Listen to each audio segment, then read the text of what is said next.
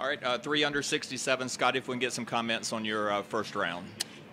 Yeah, I don't really know how to describe my round today. I felt like I could have shot really low, and I felt like I could have went in the opposite direction too, pretty fast. So I really don't know. I posted 3 under, which is nice.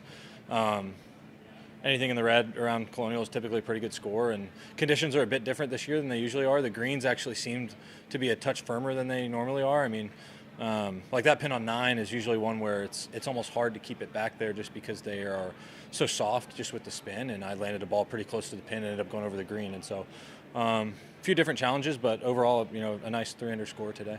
One of your 4 birdies came at number 5. You mentioned that you got a break there. Just take us through that hole if you can. I mean, I hit a bad tee shot. It's a hole where I typically hit like a slice driver, but with it being downwind, there's really not much fairway for me to hit driver into, and so I tried to cut a 3-wood, and I started out a little bit to the right, and it was a ball that I felt like was going to go in the hazard, and next thing I know, I saw the ball bounce out, and I actually had a shot from the middle of the fairway. So, I mean, massive break there. Ended up being able to take advantage of it and make birdie, and it was definitely a shot or 2 swing, I would say, throughout the round.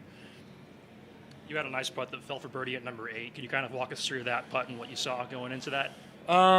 Yeah, it was just a right to left, maybe 20, 25 footer, and I was kind of putting over a mound, and it just kind of from that length, you're just trying to have good speed and get the ball up around the hole, and sometimes they go in, and that was one where I had a pretty good read on it and then good speed, and so the ball was kind of trickling up there, and it's nice when you see one of those longer ones fall for the day. All right, short and sweet. Thank you, Scott. All right, thanks, y'all.